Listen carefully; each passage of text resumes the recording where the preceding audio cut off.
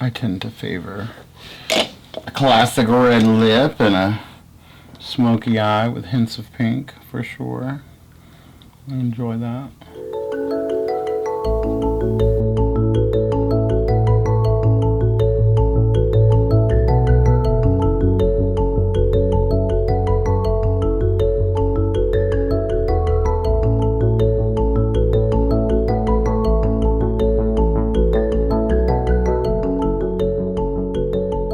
It's for sure an art, and many people do it because they love it. It's not an easy thing to make a living at, for sure.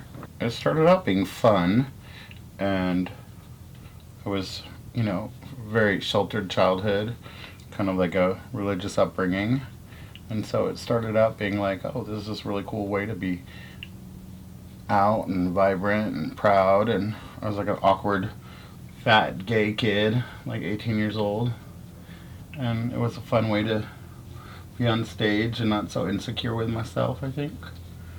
But, drag is really freedom, honestly. Be whoever you want to be that day. Express yourself or be as artistic or as you want. I remember getting bullied in my little small town, and I wasn't out as gay at all. People still give you a hard time, for sure. So I wouldn't have imagined of being out in my little town at all. It wasn't safe. Right. A bunch of rednecks in the middle of nowhere. Not safe at all.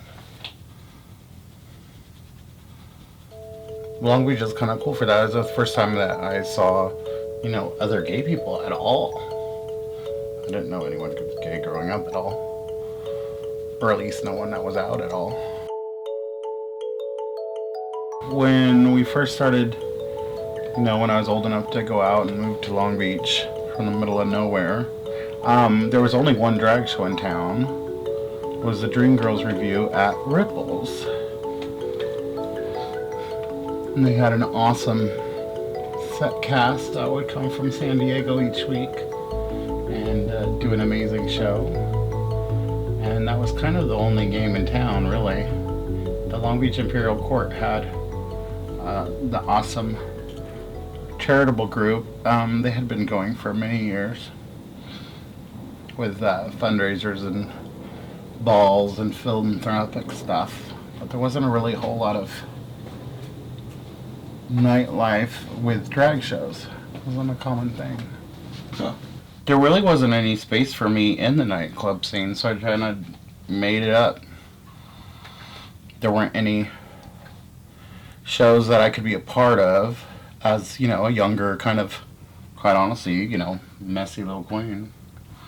There wasn't really any space for that. So, I met friends through the Imperial Court and through Rocky Horror, and then started doing, charity stuff and fundraisers, and a couple friends and I put on a show, and we wanted a space for it to do a show, and so I started performing at a club called Fire Island that used to be on Anaheim and Redondo, where the Walgreens parking lot is now,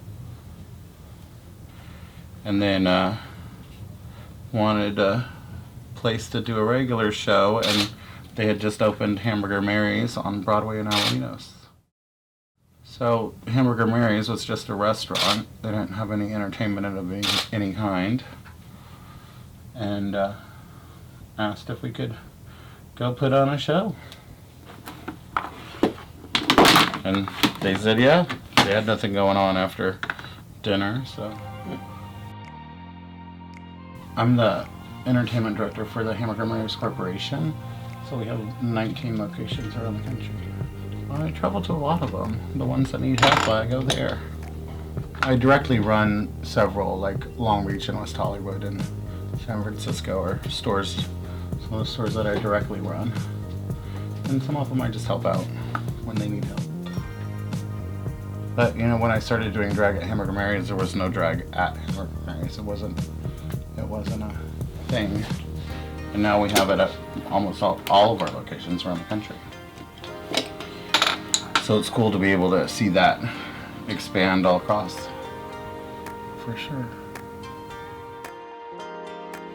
It's a pretty cool city to be in. It's neat to see the evolution over the years. You know, you would never have gone downtown when I moved here. It wasn't a thing. It wasn't safe, really. Or at least the perception of safety wasn't there. And, you know, seeing that transformation has been huge, and moving Hamburger Mary's down there was huge. That was really cool.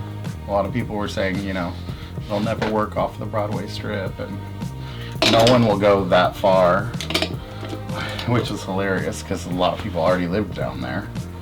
And it actually turned out to be great.